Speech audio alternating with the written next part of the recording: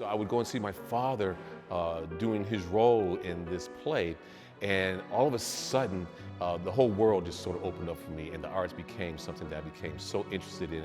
Art classes with Art Encounter, summer arts camps with the city of Evanston. I developed as an artist in so many different ways. At the Eastern Music Festival in Greensboro, North Carolina, of all places, and that was where I heard my first orchestral concert, and I remember it was Stravinsky's Rite of Spring, and from that moment I knew that I had to live a life in the arts. I don't remember a time where I wasn't in love with the arts. The arts have always been, for me, even as a small child, a refuge. I first fell in love with the arts watching live theater as a kid with my dad, and seeing the power that stories told on stage can have over an audience. Listening to my grandmother's records. Growing up, it was a lot of soulful 70s, Isaac Hayes, Curtis Mayfield, James Brown.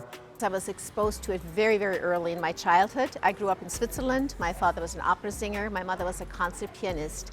So I was surrounded by all the art forms, and I think I can't thank my parents and my childhood enough to have that exposure early on. When I was about 7, and my mother took my brother and me to a full symphony concert. It was Tchaikovsky's 1812. We sat on top of the kettle drums. We heard the cannons go off.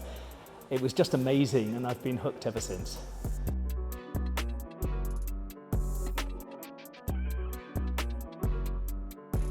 I think art is a way of healing, bringing about community, and people who were shy like I was. Art was a way for me to express myself. It's a medium to sometimes communicate greater messages of our time.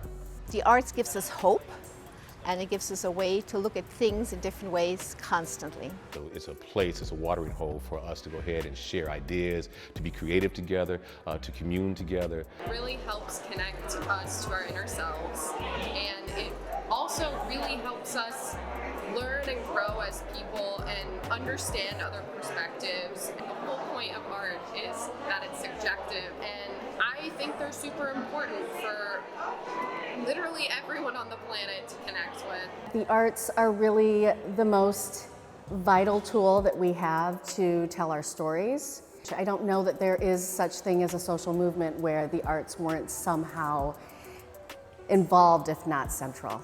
The arts is very important for the community to have that space and to be able to process thoughts and feelings and to be able to heal.